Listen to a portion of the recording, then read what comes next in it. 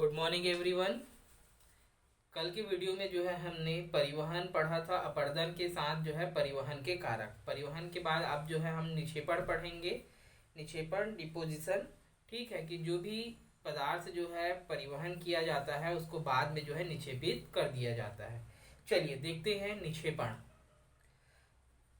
आगे बढ़ते हुए अपरदन के कारकों की शक्ति जहाँ क्षीण होती है, अर्थात जब हवाएं अपने साथ चट्टानों के चूर्ण को उड़ा कर ले जाती है, लेकिन जैसे ही हवाएं जो तेज रहती है वो धीमी होती है, तो वो उनको क्या करने लगती है, अब उसको आगे ले जाने में सक्षम नहीं होती है।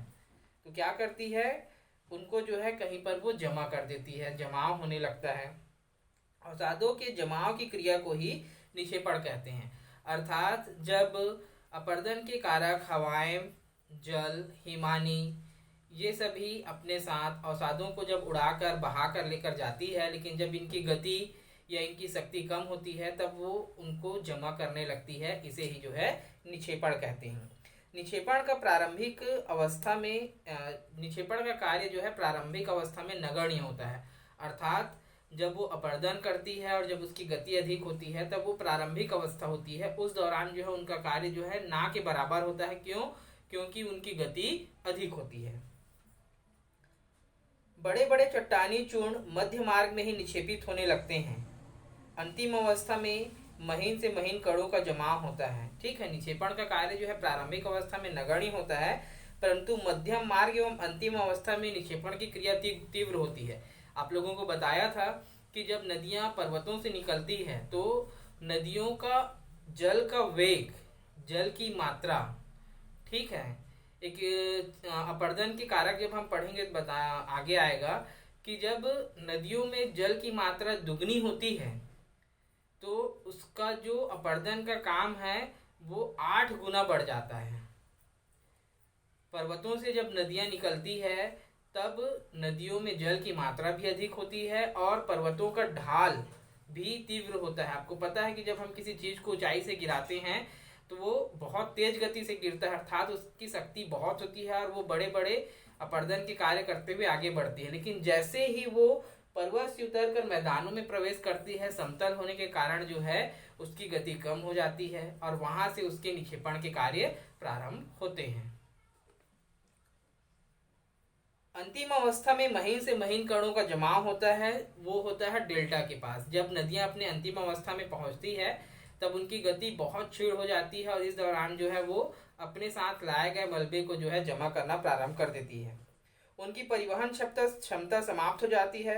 चट्टानी चूर्णों के निक्षेपण का कार्य क्रमशः बड़े से छोटे के क्रम में होता है, अर्थात बड़े बड़े बड़े बड़े बड़े फिर सबसे छोटा। निक्षेपण की क्रिया से विभिन्न प्रकार की स्थलाकृतियों का निर्माण होता है। जैसे कि कल मैंने बताया था कि अपरदन से भी स्थलाकृतियों का निर्माण होगा और उसके निक्षेपण से भी बहुत सारी स्थलाकृतियों का निर्माण होता है। ठीक है, तो अवसादों का निक्षेपण नदी, हिमानी और पवन द्वारा किस प्रकार होता है? पहले बड़े, फिर उससे छोटे, फिर उससे छोटे, फिर उससे छोटे, फिर उससे छोटे और लास्ट में सबसे छोटा। मृदा, ठीक है, मिट्टी। प्रकृति द्वारा प्रदान किए गए उपहारों में जो मृदा है वह जीवन तथा मानव सभ्यता के लिए सर्वोपरि है। आज जो है हमारा सारा काम जो है भूमि संसाधन या मिट्टी पर ही निर्भर करता है। आज भी कृषि मनुष्य का सर्वोत्तम व्यवसाय है। मृदा कृषि को निर्धारित करती है और प्राचीन काल से ही मानव उन क्षेत्रों में पनपी है जहाँ मिट्टी उपजाऊ पाई जाती है।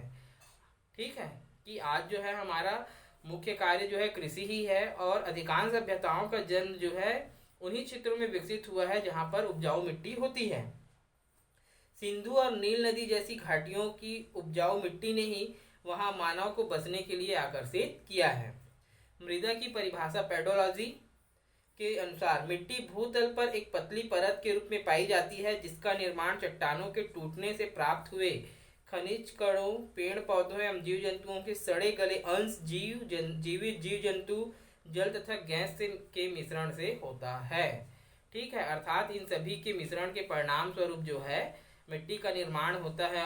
1 सेंटीमीटर मिट्टी की परत को बनने में करोड़ों वर्ष लगता है। ये एक लंबी प्रक्रिया है।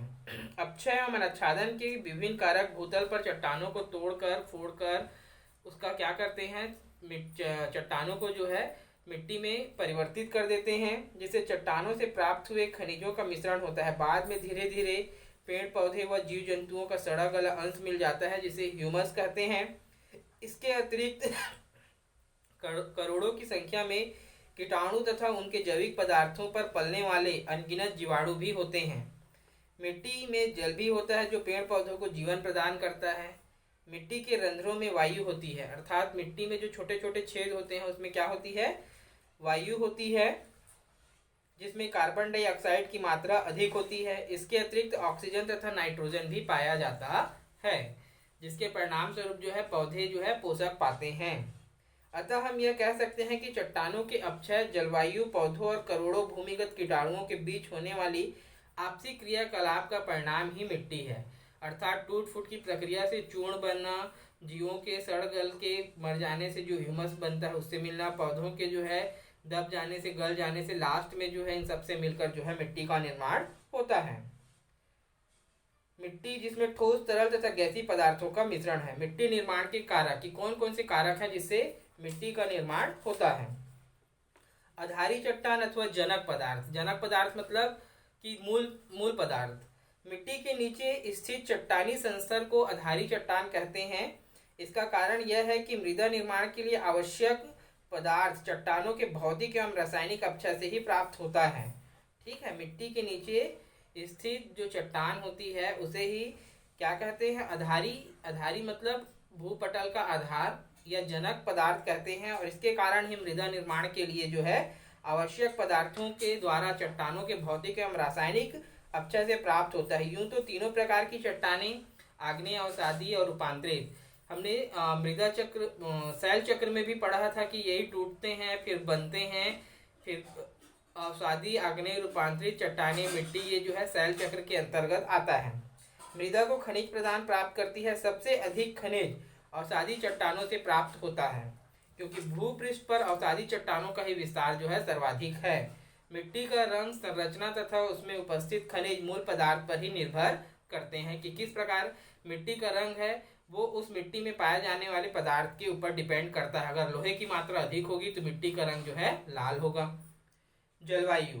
मृदा निर्माण में जलवायु एक महत्वपूर्ण घटक है। छोटी अवधि तक तो मूल जनक पदार्थ का महत्व होता है, परंतु लंबी अवधि में जलवायु का महत्व अधिक होता है।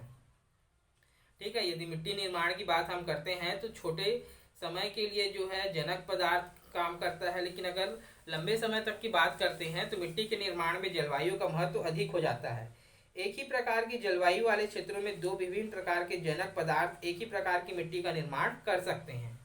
ठीक है, एक ही क्षेत्र है, एक ही प्रकार की जलवायु है, परंतु वहां पर दो प्रकार के जो है जनक पदार्थ के द्वारा एक ही प्रकार की मिट्टी का निर्माण किया जा सकता है। उदाहरणतः पश्चिमी राजस्थान में बलुआ पत्थर तथा ग्रेनाइट दो भिन्न जनक पदार्थ हैं। ठीक है, अलग अलग चीजें हैं दोनों, परंतु शुष्क जलवायु के प्रभावाधीन होकर जो है एक ही प्रकार की बलुई मिट्टी को जन्म दिया है, और इनसे जो है एक ही प्रकार की मिट्टी जो है इनसे टूट फूट करके परिणाम स्वरूप जो है एक ही प्रकार की मिट्टी, बलुई मिट्टी का निर्माण होता है। रूस के स्टेपी क्षेत्र में कई प्रकार की चट्टानें मिलती है, परंतु जलवायु एक ही प्रकार की होने के कारण वहां काली मिट्टी पाई जाती है। इसी प्रकार से एक ही प्रकार की जनक पदार्थ विभिन्न प्रकार की जलवायु में विभिन्न प्रकार की मिट्टी का निर्माण करते हैं। ठीक है, क्या बताया गया है कि इसी प्रकार से एक ही प्रकार के जनक पदार्थ जो हैं विभिन्न प्रकार की जलवायु में विभिन्न प्रकार की मिट्टी का निर्माण करेंगे। उदाहरण दिया है, रवेदार ग्रेनाइट चट्टानों से राजमहल की पहाड़ियों की आर्द्र जलवायु में लेटराइट मिट्टी बनती है, जबकि आंध्र प्रदेश की शुष्क जलवायु में चीका मिट्टी का निर्माण होता है। जैविक पदार्थ। वनस्पति। वनस्पतियों के अंतर्गत वृक्ष, झाड़ियां, घास तथा काई आती है। इनके पत्ती तथा जड़ों के सड़ने से ह्यूमस का निर्माण होता है, जिससे मिट्टी की उर्वरा शक्ति बढ़ती है। यह पौधों को जीवन दान देता है। इससे रासायनिक क्रियाएं तेज होती है, जिससे मिट्टी के विकास में तेजी आती है। जब चट्टानों के चूर्ण बनते हैं और उन चट्टानों के चूर्ण से जब मिट्टी का निर्माण हो रहा होता है, तब जो पेड़ पौधे, पत्तियां हैं, घास है, उनके सड़ने गलने से जो है उसमें पोषक तत्व जो है उत्पन्न होते हैं, जो पौधों को नया जीवन देते हैं। कीटाणु विभिन्न प्रकार की जलवायु में मिट्टी पर विभिन्न प्रकार के प्रभाव डालते हैं। कीटाणु ह्यूमस पर जीवित रहते हैं। उष्ण तथा उपोष्ण कटिबंधीय जलवायु में कीटाणु अधिक सक्रिय रहते हैं और ह्यूमस को खाकर समाप्त कर देते हैं। ठीक है, जो छोटे छोटे कीड़े होते हैं वो ह्यूमस पर जिंदा रहते हैं तथा उष्ण तथा उपोष्ण कटिबंधीय जलवायु में जो कीड़े होते हैं वो क्या करते हैं कि जो ह्यूमस मिट्टी में है उसको खाकर ये समाप्त कर देते हैं। अतः इन प्रदेशों की मिट्टियों में ह्यूमस की मात्रा कम होती है। इसके विपरीत ठंडे प्रदेशों में कीटाणु जो है कम क्रियाशील होते हैं और वहाँ की मिट्टी में ह्यूमस अधिक होता है। इसके अतिरिक्त ये जीवाणु वायु की नाइट्रोजन को किसी ऐसे रासायनिक यौगिक में बदल देते हैं जिसका उपयोग करके पेड़ पौधे बढ़ते हैं। जीव, सूक्ष्म जीवों के अतिरिक्त बड़े जीव जैसे चींटी, चूहे, दीमक तथा कुछ पक्षी अपने घर बनाने के लिए धरातलीय मिट्टी को ऊपर से नीचे तथा उपमृदा को नीचे से ऊपर करते रहते हैं। आप देखेंगे कि नीचे से मिट्टी को ऊपर ले आते हैं, कुछ अपने घर बनाते हैं। मिट्टी के इन दो ऊपरी संस्तरों के मिश्रण से मिट्टी के गठन और रासायनिक संगठन में परिवर्तन होता रहता है।